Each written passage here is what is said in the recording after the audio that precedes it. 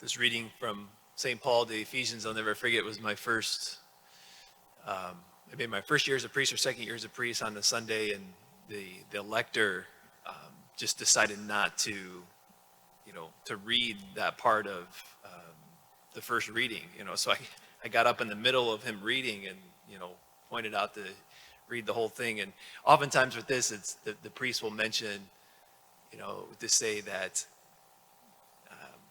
priests usually avoid preaching on this,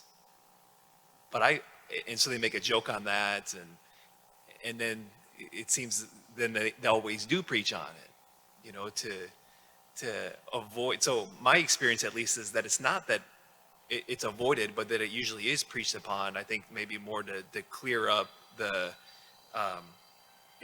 or to bring out the beauty, and maybe that is more recent years with John Paul II's teaching and clearing up and what he adds to this passage with St. Paul. But I think when we hear, submissive or subordinate, our alarms go off with regards to dominance, especially with the husband dominating the woman or the wife. But I think it's important just to use like the first thing, common sense here, and to say it is a sin to dominate another person. I mean, that goes both ways, right? When a man dominates a woman, or when a woman dominates a man, sin doesn't have any boundaries. It doesn't know gender. It can go both ways. So dominance there for another, like dominance of the Bears over the Patriots last night, like that's good, right? Right? That just popped into my head right there. That's a good. But dominance with regards to people, it's always sinful. And so, even saying, so wives should subordinate to their husbands and everything. When we approach the scriptures, we have to use common sense. So even to think with regards to relationships of what constitutes a healthy relationship, any two people, husband and wife, try dominating the other, or ruling or living with an authoritative way. Like, see how well that works. And so, the beginning here, that first verse, be subordinate to one another out of reverence for Christ. And what John Paul mentioned here, and then Paul goes on and he says wives should be subordinate to their husbands as to the Lord. What John Paul brought out is with this word, the wife's submission to the husband means above all with the first experiencing of the love. And then Paul goes into what that looks like. And so the first move there is the husband's move to giving the love in the sacrificial way, and the wife's first move is of receiving. And then it becomes this mutual submission. So the word submission, literally to be under mission together, being under mission together, same mission.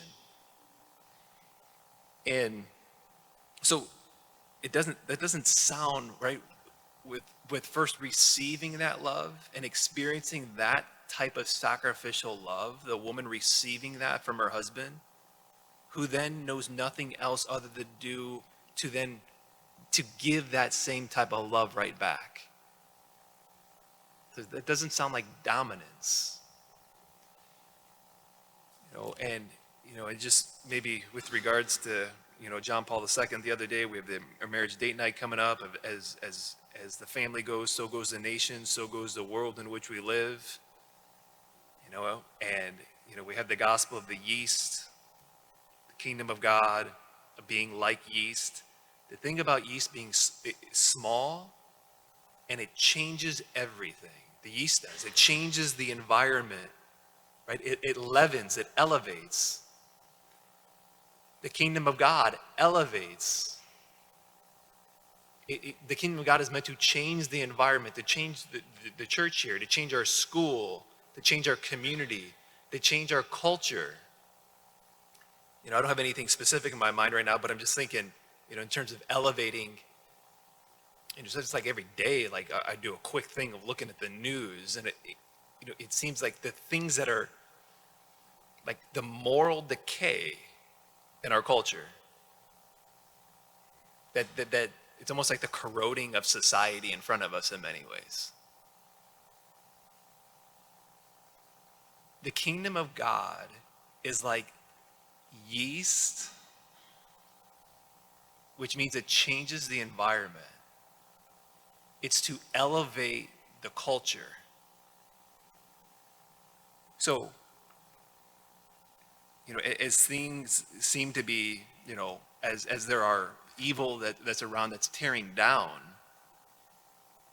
the family unit, tearing down and destroy marriage.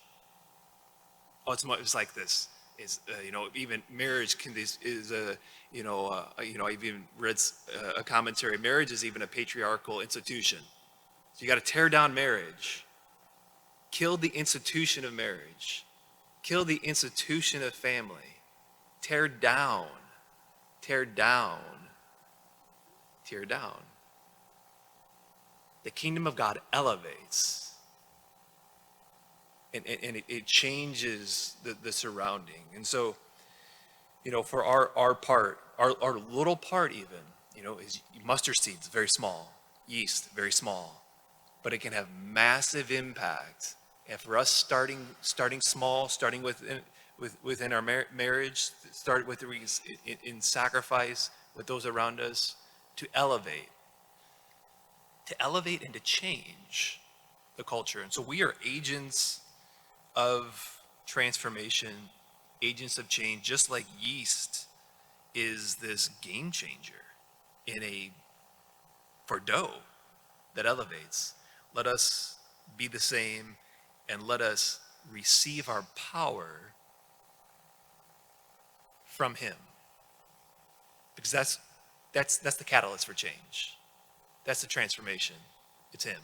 And so let's receive from him, receive all the power that he wants to give us even today, the power for us to subordinate ourselves to one another as reverence for Christ, and to sacrifice well.